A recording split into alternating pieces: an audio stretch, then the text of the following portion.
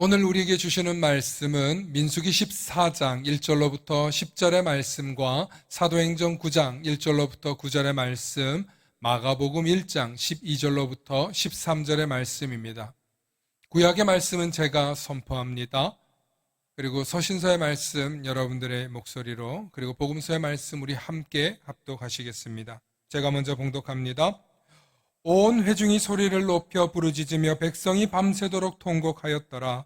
이스라엘 자손이 다 모세와 아론을 원망하며 온 회중이 그들에게 이르되 우리가 애굽 땅에서 죽었거나 이 광야에서 죽었으면 좋았을 것을 어찌하여 여호와가 우리를 그 땅으로 인도하여 칼에 쓰러지게 하려 하는가?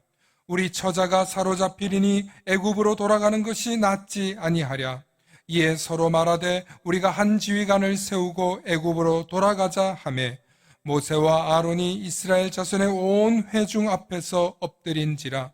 그 땅을 정탐한 자 중에 눈의 아들 여호수아와 여분네의 아들 갈렙이 자기들의 옷을 찢고 이스라엘 자손의 온 회중에게 말하여 이르되 우리가 두루다니며 정탐한 땅은 심히 아름다운 땅이라.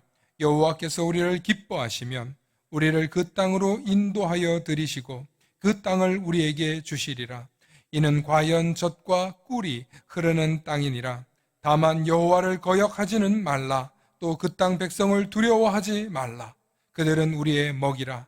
그들의 보호자는 그들에게서 떠났고 여호와는 우리와 함께 하시느니라. 그들을 두려워하지 말라 하나 온 회중이 그들을 돌로 치려 하는데 그때의 여호와의 영광이 회막에서 이스라엘 모든 자손에게 나타나시니라. 아멘. 서신서의 말씀 여러분들의 목소리로 합독해 주시기 바랍니다. 시작. 사울이 주의 자제들에 대하여 여전히 위협과 살기가 등등하여 대제사장에게서 가서 다메섹 여러 회당에 가져갈 공문을 청하니 이는 만일 그 도를 따르는 사람을 만나면 남녀를 막론하고 결박하여 예루살렘으로 잡아오려 함이라. 사울이 길을 가다가 다메섹에 가까이 이르더니 호련히 하늘로부터 빛이 그를 둘러 비추는지라. 땅에 엎드러져 들음에 소리가 있어 이르시되 사울아 사울아 내가 어찌하여 나를 박해하느냐 하시거늘 대답하되 주여 누구시니까 이르시되 나는 내가 박해하는 예수라. 너는 일어나 시내로 들어가라. 내가 행할 것을 내게 이를 자가 있느니라 하시니 같이 가던 사람들은 소리만 듣고 아무도 보지 못하여 말을 못하고 서 있더라.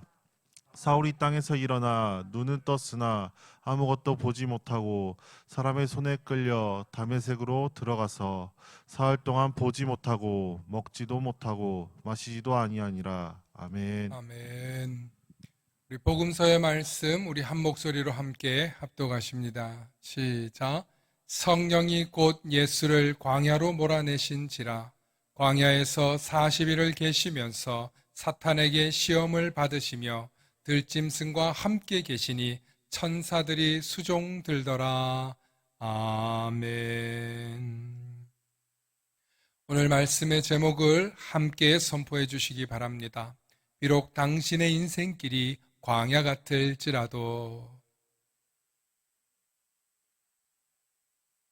아멘. 오늘 비록 당신의 인생이 광야 같을지라도 라는 제목으로 말씀을 선포할 때 하나님의 크신 은혜가 있으시기를 소망합니다. 할렐루야. 우리는 모두 다 복된 존재들입니다. 이 정체성을 잊지 마시고 오늘도 복된 사람 되시길 소망합니다. 날마다 감사하는 사람 곁에는 감사의 사람이 찾아오고요, 축복하는 사람 곁에는 축복의 사람이 찾아옵니다. 날마다 감사의 사람, 축복의 사람 되시길 축원합니다. 아멘. 살다 보면 인생이 참 고단하다라는 생각이 들 때가 있습니다. 성경은 이 모든 어려움에 광야에 빗대어서 묘사하곤 합니다. 광야란 텅 비고 아득하게 너른 들을 뜻합니다. 가끔 풀 한 폭이 찾아보기도 힘들고 마실 물조차 없고 인적도 없는 곳이 광야입니다. 오늘 우리에게 주시는 말씀을 보면 광야에서 사건들이 발생합니다. 첫 번째로 이스라엘 백성들이 오늘 민수기 14장의 말씀을 보면 광야에서 차라리 우리를 죽게 하지 애굽에서 우리를 죽게 하지 왜 이곳까지 와서 우리를 죽게 하려느냐 하면서 원망하는 장면이 나옵니다. 이 광야에서 가나안 12명의 정탐꾼 가운데 10명이 가나안에 갔더니 그곳에는 어마어마하게 기골이 장대한 사람들이 있더라 하면서 백성들에게 알렸더니 밤새도록 통곡하며 원망에 이르기 시작하고 다음날 아침에 모세와 아론 앞에 나와서 그들을 돌로 치려고 하였습니다. 군중의 분노는 대단했습니다. 그리고 그들은 이 광야에서 왜 우리를 죽게 하려느냐 하면서 아주 광야를 강조하고 있습니다. 마치 지금 이 상황에서 모든 것이 모세와 아론 탓인 양 그렇게 이야기를 하고 있는 순간입니다. 어디서요? 바로 광야에서 말입니다. 두 번째로 오늘 우리가 읽은 본문은 바울이 아직 예수님을 만나기 전인 사울일 때입니다. 사울이 다마스쿠스 즉 다메섹으로 가는 도중에 주님을 만나게 됩니다. 빛 가운데로 인도함을 받다가 그가 갑자기 쓰러지게 되는데 그때 주님이 사울을 불러서 이렇게 말씀하십니다. 사울아 사울아 어째여 네가 나를 박해하느냐. 주여 누구시니까 나는 네가 박해하는 예수라 하고 예수님이 말씀하고 계십니다. 바울이 다메섹으로 가는 그 길도 알고 보면 광야길이었습니다. 그런데 그 광야길은 단순한 광야가 아니었습니다. 왜냐하면 바울은 가말리엘 학파 사람이었습니다. 가말리엘 학파라는 말은 우리나라로 따지면 우리나라의 최고의 대학을 졸업하고 미국에서는 하버드, 영국에서는 옥스퍼드 같은 그런 대학을 나온 출신이라는 뜻입니다. 뿐만 아니라 그는 로마 시민권을 가진 사람이었고 유대인 중에 유대인이었고 그리고 베냐민 지파 사람이었고 히브리인 중에 히브리인이었고 더 나아가서 그는 율법으로는 바리새인이었습니다. 그냥 바리새인이 아니라 그는 아주 강경한 바리새인이었습니다. 그가 어떤 사람이었습니까? 스데반이 돌에 맞아 쓰러져 죽을 때 함께 있었던 청년이었고 그는 예수 믿는 잔당들을 잡아서 그들을 마음대로 해도 좋다는 공문을 쥐고 지금 다메섹으로 가고 있었던 것입니다. 그렇기 때문에 바울은 유대인 중에 유대인이요 히브리인 중에 히브리인이요 바리새인 중에서도 아주 정통하고 그의 앞길이 창창한 앞으로 유대인들의 지도자가 될 그런 인물이었다는 것입니다. 한마디로 바울이 공문을 들고 갈 정도니 그에게 막중한 책임을 이제 맡겨서 그는 다메섹으로 가고 있었다는 뜻을 말합니다. 그런데 그가 빛 가운데 갑자기 눈이 멀어 보입니다.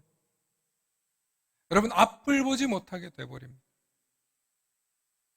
이 얘기는 무엇을 의미하냐면 그가 지금까지 이루어놓은 모든 인생의 영광을 자기 눈으로 볼 수 없게 되었다는 것을 뜻하는 사건이라는 것입니다. 여러분 아무리 성공하고 인류대를 나오고 아무리 많은 성공이 보장되어 있다 할지라도 내가 지금까지 이룬 것을 볼 수 없게 된다면 여러분들 얼마나 큰 절망과 낙담에 빠지겠습니까? 바울에게 이 다메섹의 길은 단순한 길이 아니라 그냥 광야길이 아니라 그의 인생에 유일하게 처음 만난 인생의 광야였다는 사실을 오늘 저와 여러분들이 주목하시기를 소망합니다. 여러분 우리가 살다 보면 광야가 있죠. 고난도 있습니다. 그런데 내가 승승장구하고 있다가 잘 되다가 꼬꾸라지고 넘어지면 소위 그런 말 하죠. 높이 올라가서 떨어지면 아픈 게 아니고 어떻게 돼요? 죽는다라는 말이에요. 예. 높은 곳에 올라갔다가 떨어지면 아픈 게 아니에요. 조금 올라갔다 떨어지면 아유 아프니까 툭툭 털고 일어나면 되는데, 높은 자리에 올라갔던 사람들이 떨어지면 어떻게 되는 줄 아세요? 죽습니다.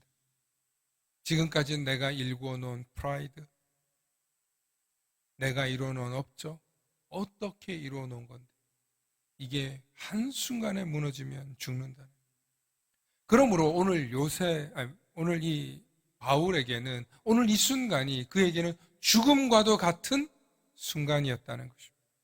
그의 인생에 유일하게 한 번도 경험해 보지 못한 철저한 실패의 순간이었다는 것입니다. 여기까지가 고대의 이스라엘 백성들이 겪었던 광야의 이야기 한 편과, 그리고 예수님 시대 이후의 사도 바울의 광야의 이야기 한 편이었습니다. 그렇다면 오늘 세 번째 광야 이야기를 여러분들에게 하려고 하는데, 세 번째 광야길은 바로 우리 예수님께서도 겪으신 광야길을 여러분들에게 소개하려고 하는 것입니다. 우리 예수님도 광야를 겪으셨습니다. 놀랍게도 우리 예수님도 광야를 겪으셨다는 것입니다. 예수님께서 공생의 사역을 시작도 하기 전에 마귀가 광야에서 40일이나 굶주린 예수님을 시험하신 것입니다. 그런데 놀랍게도 이때 예수님이 광야로 가시는데, 그 광야로 누가 인도했냐면, 누가 인도했습니까? 성령이 몰아붙였다고 나옵니다. 오늘 말씀을 함께 보실까요? 우리 화면으로도 보여주시기 바랍니다. 제가 일부러 여러분들이 잘 보시도록 표시를 해놨어요. 마가복음 1장 12절과 13절의 말씀을 보니까 성령이 곧 예수를 광야로 몰아내신지라 광야에서 40일을 계시면서 사탄에게 시험을 받으시며 들짐승과 함께 계시니 천사들이 수종에 들더라. 여러분, 이 마가복음이 복음서 중에 제일 먼저 쓰여진 성경이라 제일 앞에 넣었어요. 그 다음이 마태복음이에요. 여러분들 목소리를 함께 읽어주시기 바랍니다. 시작. 그때에 예수께서 성령에게 이끌리어 마귀에게 시험을 받으러 광야로 가사 40일을 밤낮으로 금식하신 후에 줄이신지라. 아멘. 여러분, 누가복음의 말씀도 함께 읽습니다. 시작.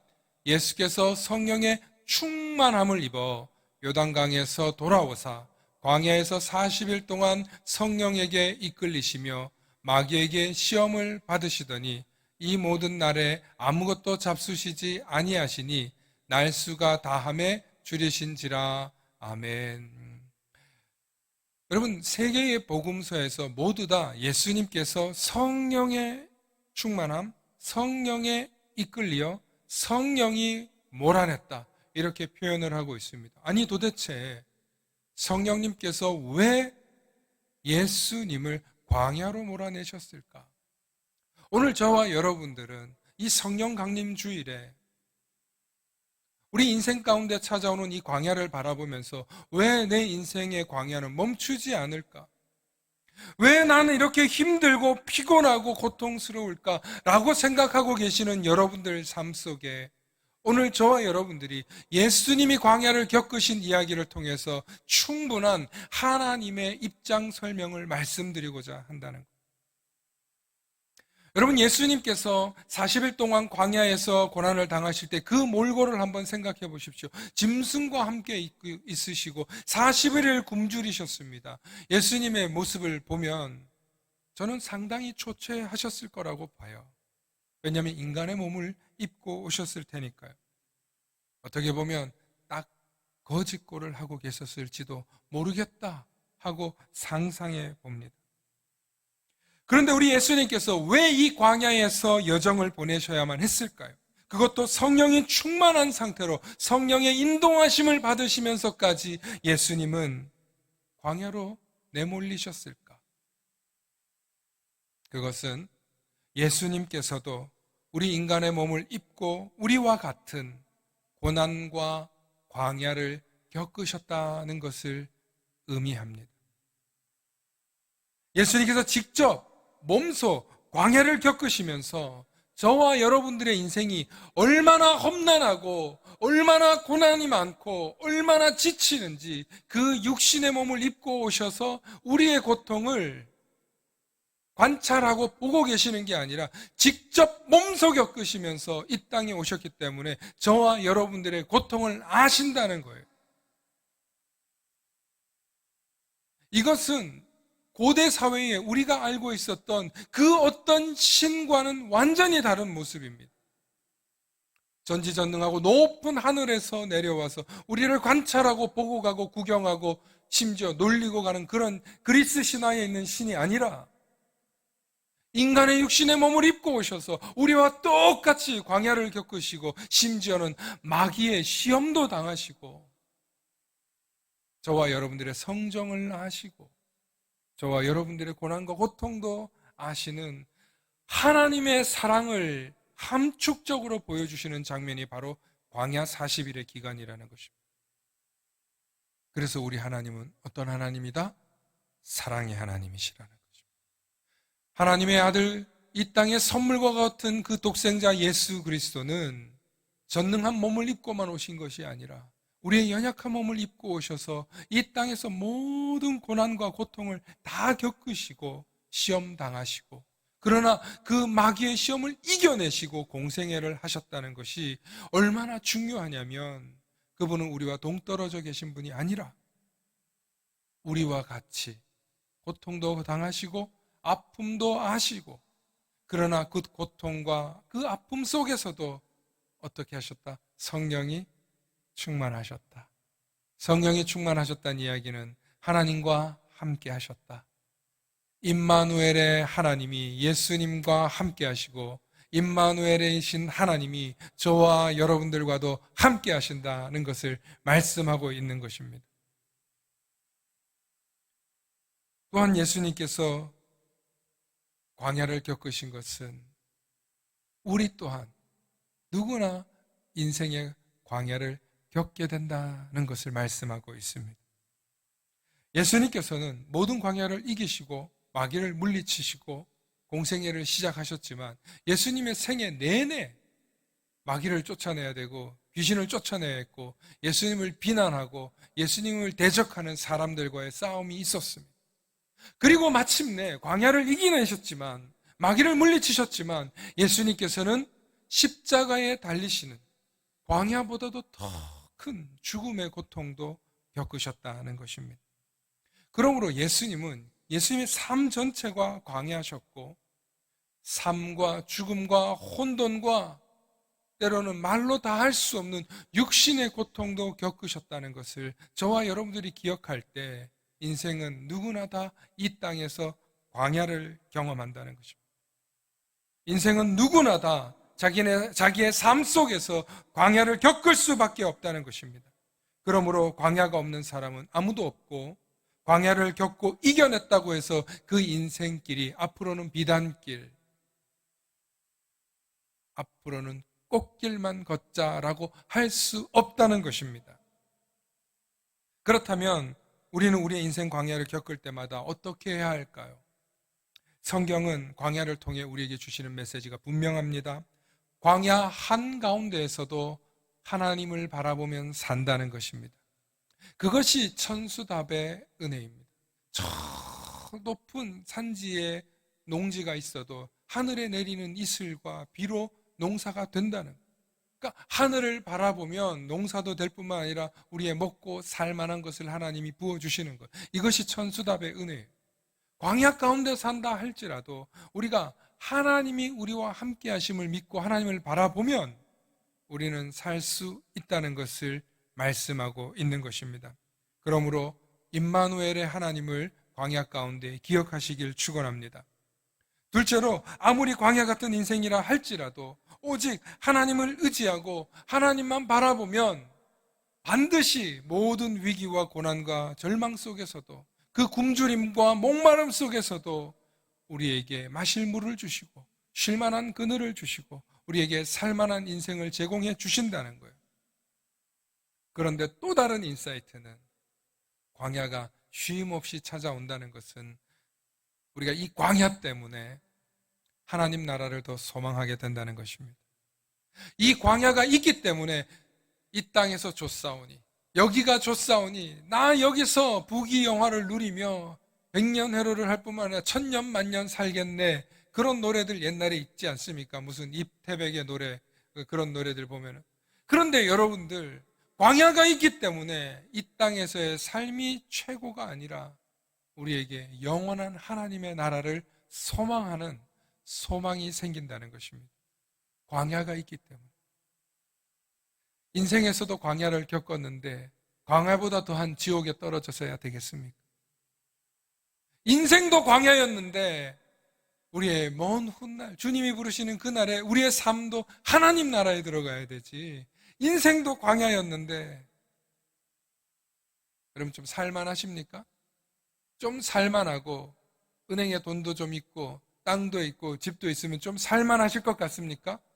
아니에요. 그거 있다 하더라도, 그거 조금 있어도 여러분들이 살고 있는 이 삶은 여전히 광야입니다.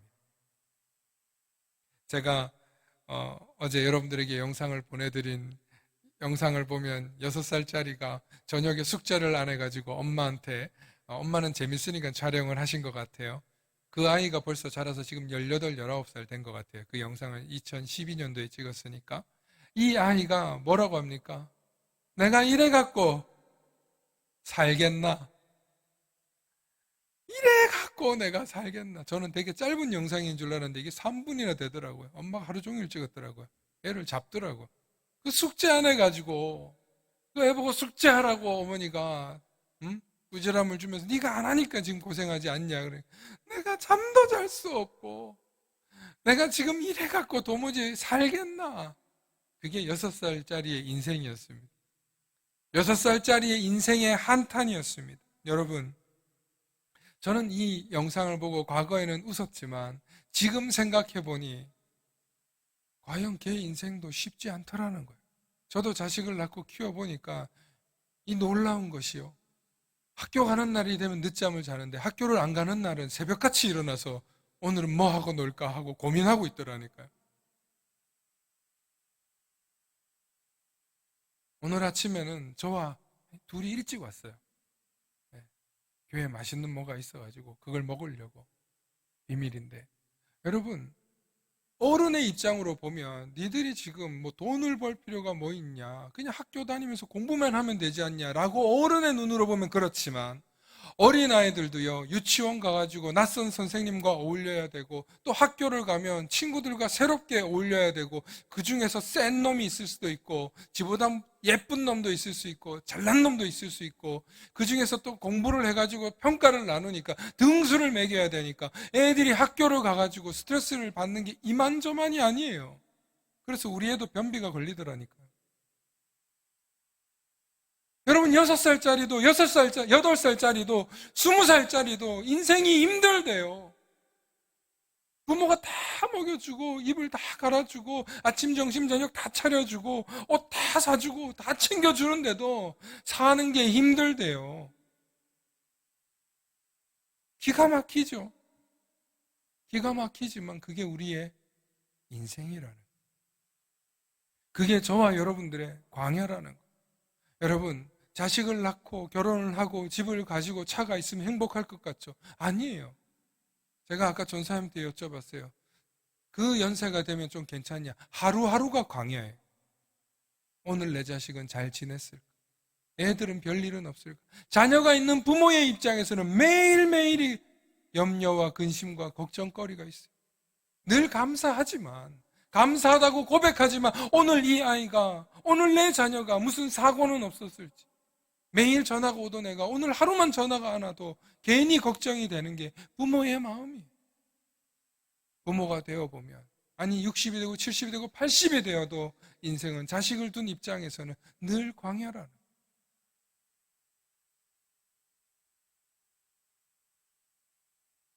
그러므로 다른 사람 보지 마시기 바랍니다. 다른 사람을 보면서 내가 좀 삶의 만족도를 높여볼까, 그런 어처구니 없는 생각도 하지 마십시오. 다른 사람의 불행을 보면서 난 그래도 좀 더 낫지 라고 함부로 또 생각하지도 마시고 평가하지도 마시기 바랍니다. 오직 누구나 광야를 겪으니까, 오늘 지금 멋진 차를 가지고 멋진 옷을 입고 아름다운 모습을 하고 나타났다고 해서 그 사람에게 광야가 없는 게 아니라는 사실을 저와 여러분들이 기억하시기를 소망합니다. 우리 누구나 다 광야에 살고 있어요. 말할 수 없는 자기만의 숙제가 있고 고민이 있고 아픔이 있어요. 그렇기 때문에 저와 여러분들은 이 광야 같은 인생길에 해야 될 일은 오직 하나님이 나와 함께 하시기를 소망해야 되는, 임마누엘의 하나님이 저와 여러분들을 지켜주신다는 그 사실을 잊지 마시길 축원합니다. 그리고 언제나 하나님을 바라보실 수 있기를 축원합니다. 그러므로 광야에서 경험된 우리는 하나님 나라를 맛보기 위해서 오늘 저와 여러분들이 이 땅에서 살고 있는데, 누구나 광야와 같은 삶을 살다 보면 주님이 부르시는 그날에 마침내 저와 여러분들은 가야 한다는 사실이에요. 이 세상에서 아무리 많은 걸 가지고 있어도 다 갖고 갈 사람이 없고, 이 세상에 아무리 없어도 또 들고 갈 게 없으니까 가벼운 게 아니에요. 문제는 하나님 나라에 가는 그 과정이 비록 광야라 할지라도 우리가 하나님을 온전히 바라보기만 하면 마침내 우리의 인생은 승리의 관문을 열고 들어가게 되는 것입니다. 많은 사람들이 봄날이다, 좋은 날이다 이야기하지만 실제로 그런 인생은 많지 않습니다. 평탄한 인생을 사는 것 같다가도 어느 순간에 고갯길을 만나고 험난한 파도를 만나고 폭풍우를 만나게 되어 있는 것입니다. 오늘 광야를 만난 이스라엘 백성들을 보십시오. 모세와 여호수아, 갈렙, 아론 앞에 와서 돌로 치려하지 않습니까? 지금까지 홍해를 가르고 하나님이 마실 물을 주고 그들을 이끌어 주었는데도 그들은 가나안 땅 입구에 와가지고 그렇게 자신들을 이끌어준 영적인 지도자들을 돌로 치려하지 않습니까? 그것이 인생입니다. 그것이 우리의 심리입니다. 그런데 믿음의 백성들은 다르게 보아야 됩니다. 그들은 하나님 앞에 엎드렸더니 하나님의 영광이 나타나서 그 모든 죄악을 범죄하는 사람들은 죽게 하고 하나님이 새롭게 그들을 이끌어 가셨습니다. 하나님이 잡족들을 멸하시고 그들을 새롭게 이끌어 가십니다. 그게 하나님께서 광야 40년 동안 이스라엘 백성들을 연단하신 이유입니다. 그리고 그들은 마침내 가나안 땅으로 들어갔습니까? 안 들어갔습니까? 들어가게 됩니다. 오늘 사울도 보십시오. 바울이 되기 전까지 사울은 예수님을 믿는 사람들을 잡아 죽이려고 했지만 그의 눈이 멀어서 모든 것을 잃었을 때 아나니아라고 하는 사람이 순종하여 찾아와서 그의 눈을 뜨게 해주고 그리고 이렇게 말을 전합니다. 네가 성령 충만하리라. 바울이 성령 충만해져서 다메섹에서 다시 예루살렘으로 돌아와서 그를 돕는 바나바를 만납니다. 아니, 바울이 변했다는 소식을 사람들이 들었지만 믿을 수 없었어요. 그래서 사람들이 섣불리 도와주려고 하지 않았지만 아나니아는 찾아갔어요. 바나바는 찾아갔어요. 그래서 그를 훈련을 시켜서 그를 그리스도를 증거하는 사람으로 하나님이 세우셨어요. 놀라운 대역전의 하나님이셨고 그는 유대인들 사회에서 승승장구하던 사람이 완전히 배신자, 배교자가 되어서 제거 대상 1호가 됩니다. 그게 바울의 인생이에요. 그런데 바울은 주를 위해서 당하는 그 고난이 자신에게는 기쁨이고 마지막까지 의의 면류관을 받을 것을 달려가는 것을 그 기쁨을 데살로니가 후서에 남겨놓고 있는 거예요. 바울의 삶이 점철되면 점철될수록 고난이었지만 배가 무너지고 배가 파손되고 자초되고 태형을 맞고 곤장을 맞고 독사에게도 물리고 어마어마한 어려움을 당했지만 바울은 그 모든 것을 극복하는 가운데 하나님의 영광을 위해서 복음을 위해서 그의 삶을 매진했다는 것입니다. 그러므로 우리 그리스도인들은 세상 사람들하고 다름을 여러분들은 선포하시길 축원합니다. 세상 사람들은 광야를 겪으면 술 한잔 걸치고 노래방을 가고 뭔가 향락을 하면서 그들의 삶을 풀어야 되지만 저와 여러분들은 예수 그리스도가 우리와 함께 하심을 사모하기 때문에 예배의 자리로 나와서 은혜를 사모하고 성령 충만함을 사모하는 완전히 광야를 다르게 보는 시선을 갖고 있다는 사실이 하나님의 은혜인 줄로 믿습니다. 그러므로 우리 그리스도인들은 이 하나님의 자녀됨의 자부심을 가지시기를 축원합니다. 아멘.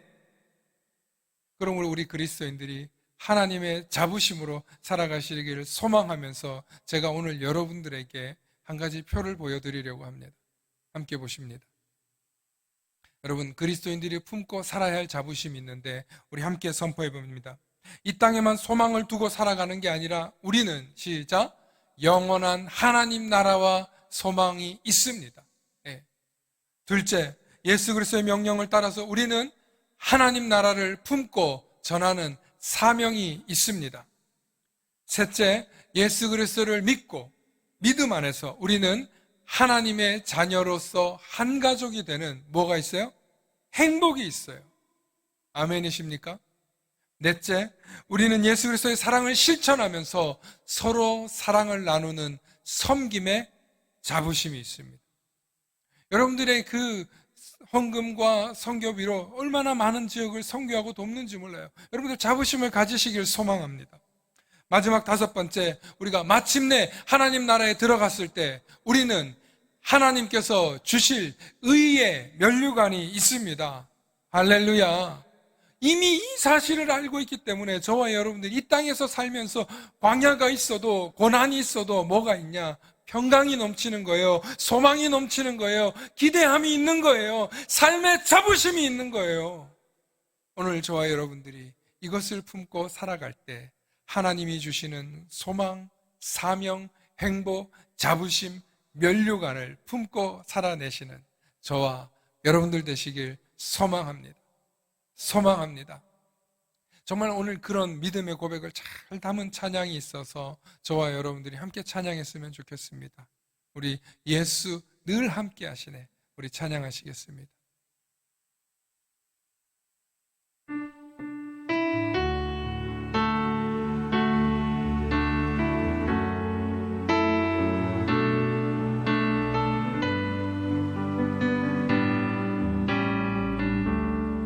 고단한 인생길 고단한 인생길 힘겨운 오늘도 예수 내 마음 아시네. 지나간 아픔도 지나간 아픔도 마주할 세상도 예수 내 마음 아시네. 믿음의 눈 들어 믿음의 눈 들어 주를 보리. 이 또한 지나가리라. 주어진 내 삶 주어진 내 삶의 시간 속에 주의 뜻 알게 하소서. 하루를 살아도 기쁨으로 가리. 예수 늘 함께 하시네.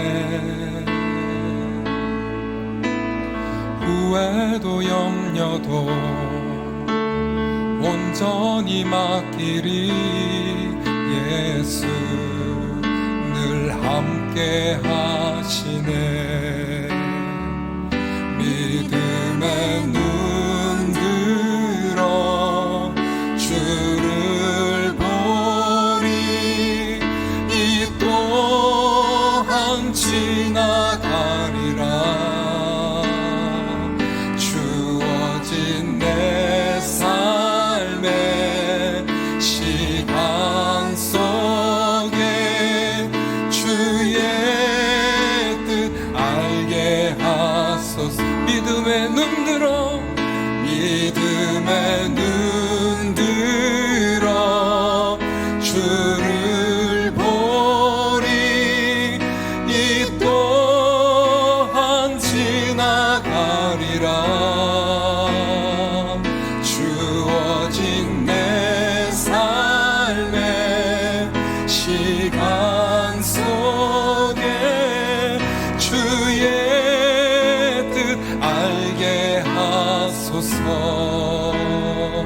시간 함께 기도하기 원합니다.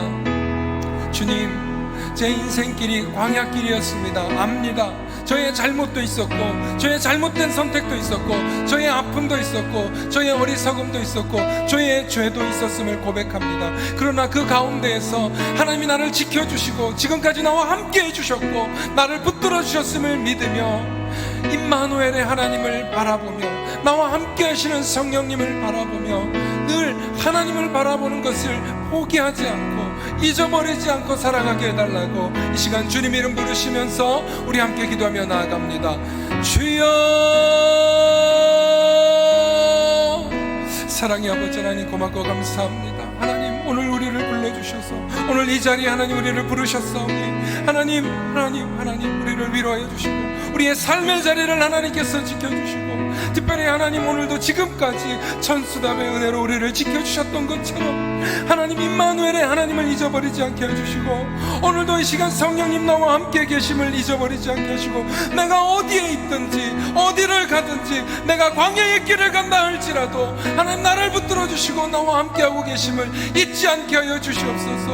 그래서 날마다 하나님과 함께 동행하는 삶을 살아가는 우리가 되게 해달라고 오늘 시간 간절히 기도하오니 주님 우리를 붙들어 주시옵소서. 주님, 이 모든 고난과 이 모든 어려운 시간이 이 또한 지나갈 줄 믿사오니 주님 우리를 붙들어 주시고 우리와 함께하여 주시고 성령님 우리를 주장하여 주시옵소서. 성령님 우리를 붙들어 주시옵소서. 성령님 우리와 함께하여 주시옵소서. 그래 두려움에 빠지지 않게 하시고 절망에 빠지지 않게 하시고 하나님이 나와 함께 하시는 소망과 사명과 행복과 자부심과 기쁨의 면류관을 사모하며 나아가게 하여 주시옵소서.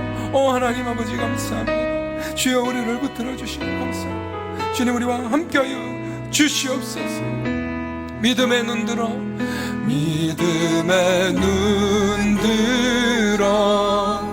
주를 보리 이 또한 지나가리라. 주어진 내 삶의 시간 속에 주의 뜻 알게 우리 한 번 더 고백하며 나아갑니다. 믿음의 눈 들어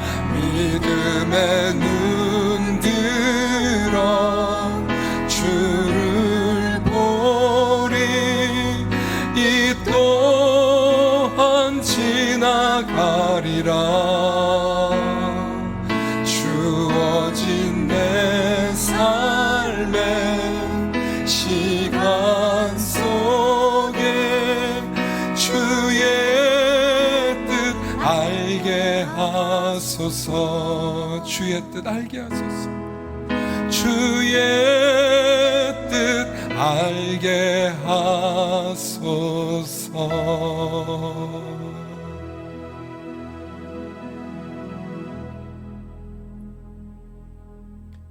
지금의 여러분들의 길이,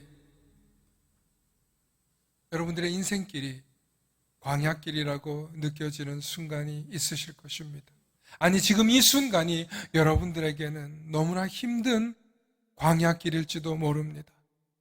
그러나 하나님께서 이 광야를 통해 하나님을 바라보게 하심을 믿으며 감사하며 나아가시는 저와 여러분들 되시길 소망합니다.